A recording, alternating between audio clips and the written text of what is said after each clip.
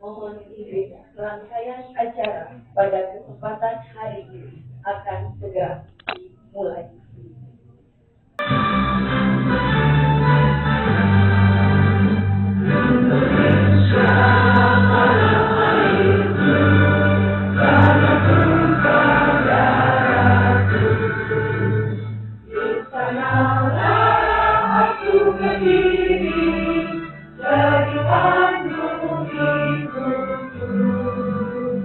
Indonesia berbangsaku, bangsa dan tanah airku. Marilah kita berseru, Indonesia bersatu. Allahumma nawwir fikrana wa qulubana bi nuri hidayatika kama nawwarta al-ardha bi nuri syamsi wa qamariha abadan. Rabbana zidna ilma warzuqna fahma wa sholihin. Assalamualaikum warahmatullahi wabarakatuh. Waalaikumsalam warahmatullahi wabarakatuh. Salam sejahtera untuk kita semua. Bismillahirrahmanirrahim. Assalamualaikum warahmatullahi wabarakatuh. Waalaikumsalam warahmatullahi wabarakatuh. Bismillahirrahmanirrahim. Assalamualaikum warahmatullahi wabarakatuh. Waalaikumsalam warahmatullahi wabarakatuh. Sama-sama kegiatan hari ini kita buka dengan membaca basmalah bersama-sama ya Bapak Ibu sekalian ya. Bismillahirrahmanirrahim. Mohon maaf apabila ada kekurangan dan kesalahan. Saya akhiri. Wassalamualaikum warahmatullahi wabarakatuh. Waalaikumsalam warahmatullahi wabarakatuh.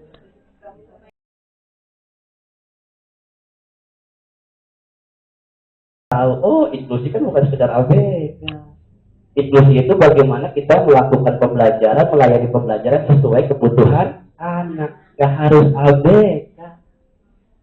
Yang normal juga beda-beda. Emang sama semuanya? Enggak kan? Itu. Ada yang suka manja-manja, pengennya dipuji-puji mulu. Aleman amat ini anak. Ada yang sering merajuk. Ada yang usia pula sama temennya kan. Gak bisa dipaksakan sama itu semuanya. Seperti itu mungkin langkah di awal. Jadi yang tepat itu adab dimanapun kalau memang dia membutuhkan layanan khusus pada saat belajar ya sebutnya anak berkebutuhan khusus. Mau sekolah di SLB, mau sekolah di sekolah Bapak dan Ibu sekolah reguler, yang gak berubah nama jadi anak inklusi Bapak dan Ibu, udah aja tetap disebutnya anak berkebutuhan. Kenapa disebut berkebutuhan khusus? Karena pelayanan pendidikannya beda banget dari kebanyakan anak yang lain. Walaupun sesama anak biasanya aja pasti beda. Yang ini bedanya kan ekstrim. Yang berkebutuhan khusus ini, makanya kata saya juga yang ke atasnya ABK.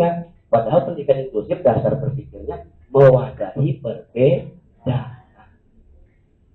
Dan lebih begitu Bapak dan Ibu di awal. Kalau kata Bu Lina tadi, anak buah kapal. Leo, sebelum ada istilah ABK itu kan ya, ABK itu sudah ada dari dulu, anak buah kapal yang benar emang gitu. Udah, ABK yang anak berkebutuhan khusus itu di tahun 2000-an ke atas munculnya. Adopsinya dari mana? Sudah disebutkan Bu Lina, Children with Special Educationally Needs. Kalau diterjemahkan konkretnya, anak dengan kebutuhan pendidikan khusus. Jadi semua anak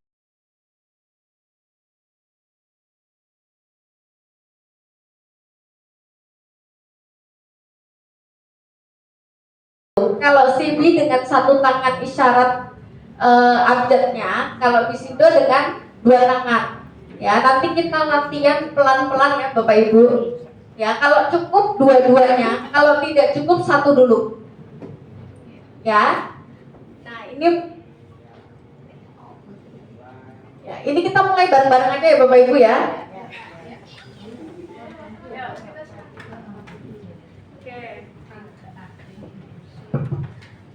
Yang pertama huruf A dulu. A-nya jempolnya sebelah kiri ya Bapak Ibu ya. Ya, A. Oh ya, jempolnya ke arah kiri. A, B,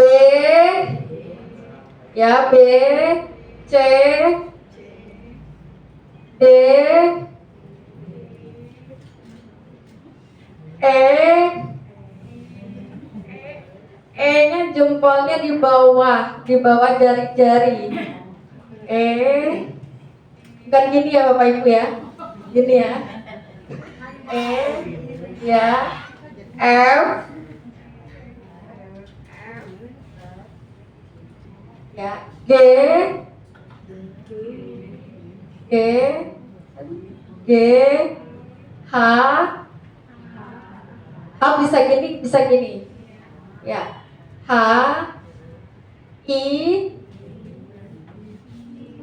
J, J diputer, ya, jadi congkel, ya, tidak perlu pakai titik ya. J, ya, K, K, K jempolnya gini di tengah-tengah, ya, ya kayak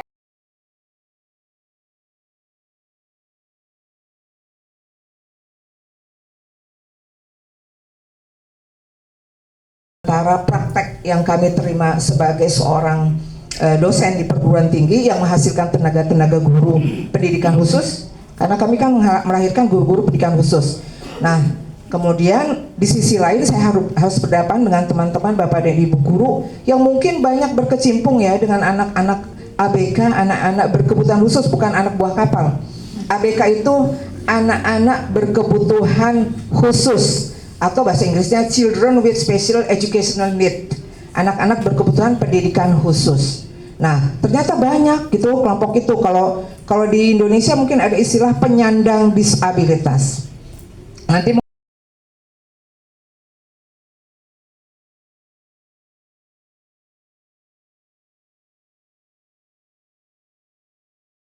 Tapi kalau anak asli itu tadi diajak berinteraksi dia acuh aja, wajahnya flat aja, nggak mau ngeliatin ibu. Ibu secantik itu nggak mau dilihatin loh, gitu. Padahal ibunya cantik, nggak mau dia ngeliatin, cuek aja. Padahal anak-anak itu paling cepat mengenali wajah ibunya kan ya, yang paling sering berinteraksi. Kalau ibunya nggak ada dia langsung nangis. Ya, kemudian berikutnya pendekatan sosial yang tidak normal tadi yang kayak kalau dia pengen sesuatu dia narik-narik gitu ya, dia nggak bisa. Kemudian tidak merespon ketika namanya dipanggil. Giska, lihat tinggal ya. Jadi kalau itu dia nggak cuek aja. Kemudian hanya membicarakan hal-hal yang dia sukai aja. Jadi kalaupun dia bisa berkomunikasi, topiknya terbatas. Kemudian kurang bisa memulai interaksi sosial, kurang ekspresif, wajahnya flat aja. Ibu udah beli ketawa sampai kepingkal-pingkal ya mas. Apaan sih gitu. Kemudian bukan berarti kalau ada orang yang begitu berat terus ibu langsung dapat autisnya. Kemarin kami ikut tim tes katanya cirinya begitu. Saya nggak mau ya bu dibawa ke. Kemudian kurang mampu dalam mengembangkan dan mengarah hubungan sesuai dengan tingkat perkembangan. Kan kalau anak umur 2 tahun aja udah pengen punya teman ya, bayi-bayi aja udah pengen temenan ya, bermain gitu. Nah dia masih enggak, ya lingkungan baik aja. Kemudian tidak menarik akan tidak diterima dalam permainan atau percakapan. Ini ada orang yang diam aja ya, nggak peduli, nggak peka gitu. Bisa jadi ada indikasi ya, mungkin 1-2 ada gitu di jalan-jalannya gitu, tapi bukan itu kita.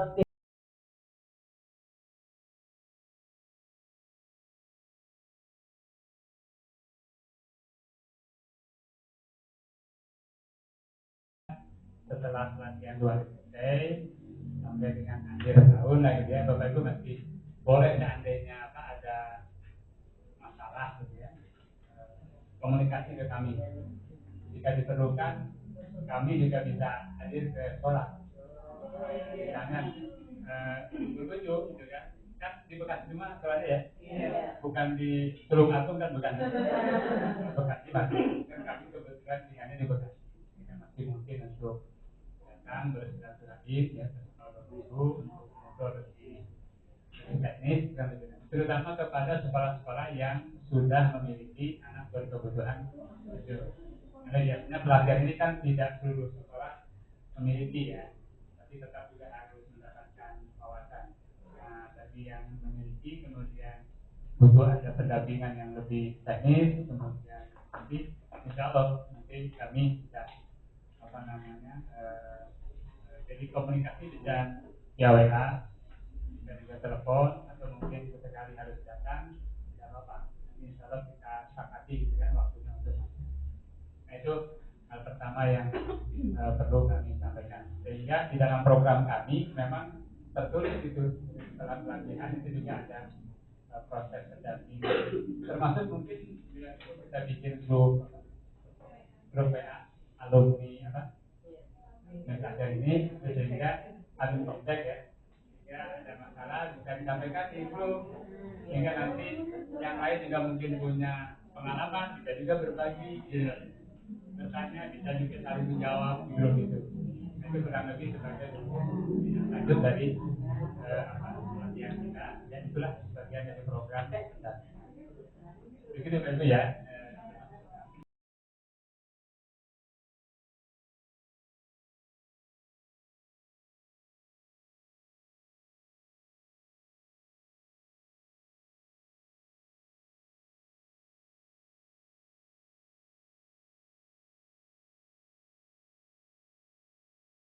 Nah, saya sekarang sama Bu Septi akan bahas yang sebelah kiri, yang di bawah. Kalau kita tengah-tengah, average normal IQ score itu adalah di 85 sampai 115, sebarannya di 34,1 di kanan dan kiri. Ke sebelah sana itu adalah anak gifted. Ke sebelah sini, kalau 70 sampai 85, itu biasa disebut dengan borderline mentally retarded, atau kita bisa sebut dengan slow IQ-nya di 71 sampai 84. Oke, mundur lagi ke sebelah sini. Tentang IQ 70 sampai 55 itu termasuk ke dalam hambatan intelektual ringan. Kemudian tentang IQ 54 sampai 35 itu hambatan intelektual sedang. Dan hambatan intelektual berat itu 34 sampai 20. Dan sangat berat itu IQ-nya di bawah 20. Ya. Berarti secara kognitif saja sudah di bawah rata-rata. Oke. Sekarang kita masuk ke pengertian anak slow learner menurut beberapa pandangan ahli yang sudah saya rangkum menjadi sebuah slide di sini. Oke, jadi pada akhirnya adalah anak slow learner merupakan anak-anak yang memiliki kemampuan IQ intelektual di bawah rata-rata, tapi belum sampai yang jadi di tengah-tengah nih Bu. Misalkan ini sebelah adalah kurva normal, ini saya di tengah-tengah adalah anak slow learner. Sebelah sini saya pindah ke kanan atau ke kirinya ibu-ibu, saya adalah anak tunagrahita atau hambatan intelektual. Jadi anak slow learner ini memiliki hambatan dalam intelektual ya, dia tidak memenuhi kriteria dengan hambatan intelektual sepenuhnya, jadi masih bisa untuk ditingkatkan lagi dalam konseptual pembelajaran di kelas. Oke, mereka tetap dapat belajar ya ibu-ibu, seperti biasa mereka tetap dapat belajar.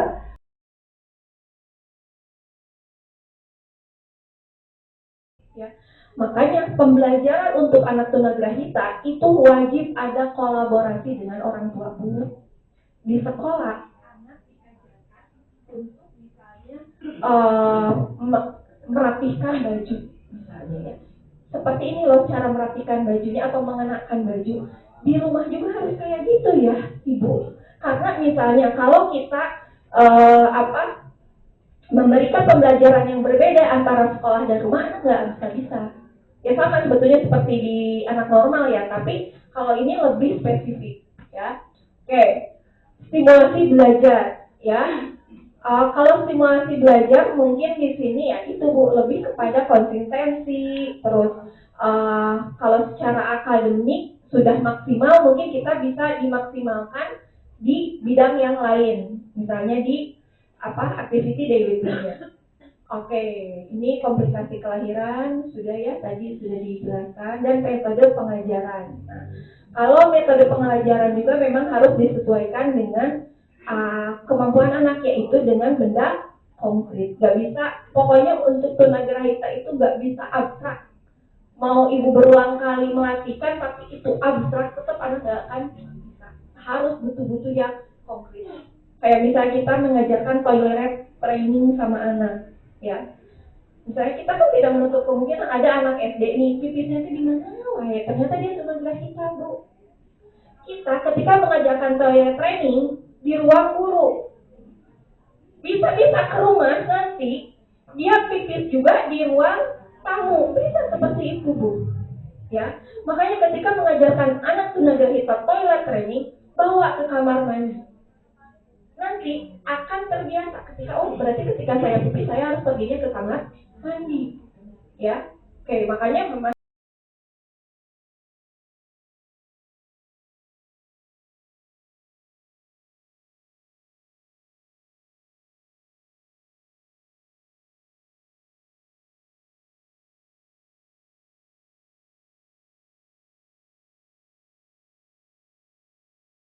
anak ini tuh kayak begini, mau diapain? Kita tabokin, nggak mungkin. Dia pasti balas tabok kita, lebih parah. Ya, jadi anak ini harus diapakan? Oh, kebutuhannya apa? Jadi kita lihat profil, ya, kelebihannya apa, hambatannya apa, kebutuhannya apa, potensinya apa. Jadi kalau dia bisa menggambar, ya, kasih. Anak ini bisanya apa? Menggambar. Oh, anak ini senang tulis, curhat. Sehingga nanti bisa jadi buku cerita. Nah, ada mahasiswa kami ya, ada anak-anak yang seperti ini. Wah, anak ini kok pintar gambar. Kamu bikin komik deh, gitu. Komik menceritakan tentang kehidupan kamu, kan bisa diupload di YouTube. Ya kan? Nah, jadi prestasi buat dia. Dan jangan lupa teman-teman di sini kasih reward kayak Pak Tino Sidin.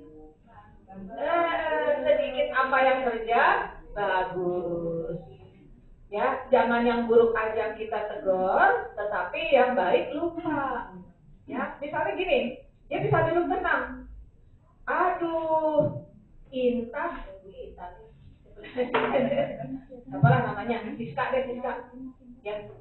Aduh, Siska hari ini pintar sekali, udah bisa duduk ya, nggak jalan-jalan lagi, toh. Cuma begitu, Bu, dia butuh perhatian. Kalau dia teriak-teriak, ada dua kemungkinan dia sakit, kemungkinan dia minta perhatian dari kita, ya. Jadi kalau anak-anak begitu, saya waktu di klinik saya pindahkan ke sini, ke depan. Kemudian kalau dia udah mau berubah, tapi sebelumnya kita punya kontrak dulu sama dia. Kalau Ibu Nedi udah ngomong set, berarti kamu harus diam. Berarti itu Bu Nedi tidak suka kalau kamu keluar. Ya, jadi cuma dikirim, yang lain gak usah tahu.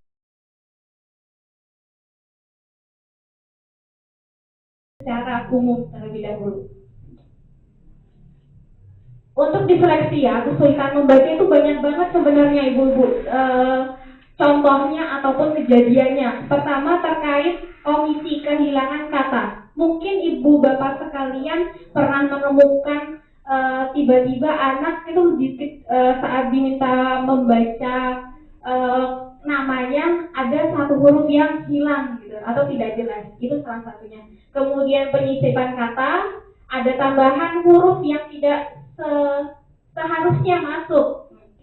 Kemudian mispronunciation atau perubahan kata, kalimatnya itu asal tebak gitu. Misal gambarnya adalah apel gitu ya, gambarnya apel, tulisannya apel, tapi yang dia ini apa itu, harapan kita adalah apel, tapi yang dia maksud adalah merah, misal apel merah, itu bisa. Kemudian pengucapan kata yang salah, jadi pengucapan itu bukan cuma salah diucapkan, tapi maknanya juga berbeda. Dan selanjutnya pengucapan kata dengan bantuan guru, biasanya kalau di kelas didikte gitu ya. Nah itu kan ada tipe anak yang harus didikte sama gurunya dulu, baru dia paham nulis apa. Kemudian ada juga pengulangan, pembalikan huruf, itu kayak nggak bisa membedakan huruf yang dengan pola yang sama, misal G, Q, B, D, dan sebagainya. Kemudian ragu-ragu, tersendat, kurang perhatian, dan pembetulan sendiri. Jadi dia ngotot gitu ya, itu bacanya kayak gini gitu. Kemudian dari disleksia itu ada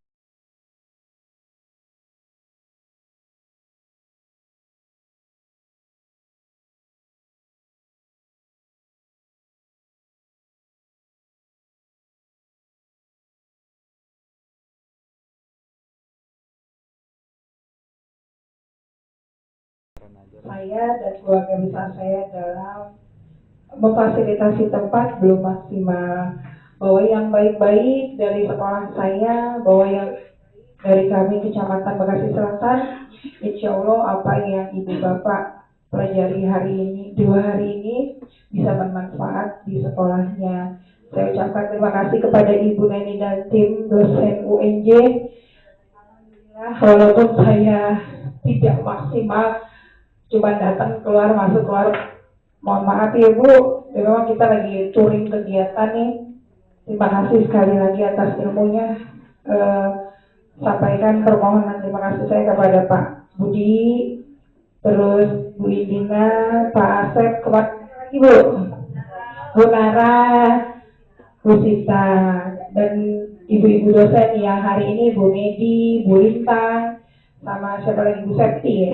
Terima kasih banyak-banyak. Mas Agil juga saya ucapkan terima kasih di salah kesempatan yang karena mau saya sibuk banget Bu menyempatkan hadir ke sekolah saya. Terima kasih sekali lagi, saya sebagai tuan rumah mohon maaf apabila ada kekurangan. Terima kasih. Wassalamualaikum warahmatullahi wabarakatuh. Waalaikumsalam warahmatullahi wabarakatuh.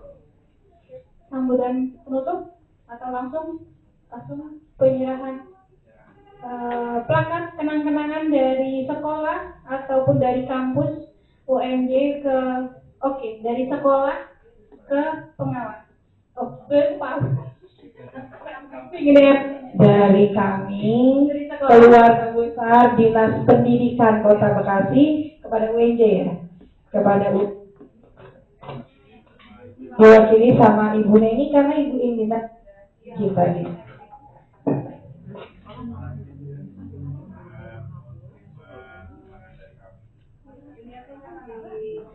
Terima kasih Dinas Pendidikan Kota Bekasi yang telah mensupport kegiatan kami. Secara perizinan juga sangat mudah.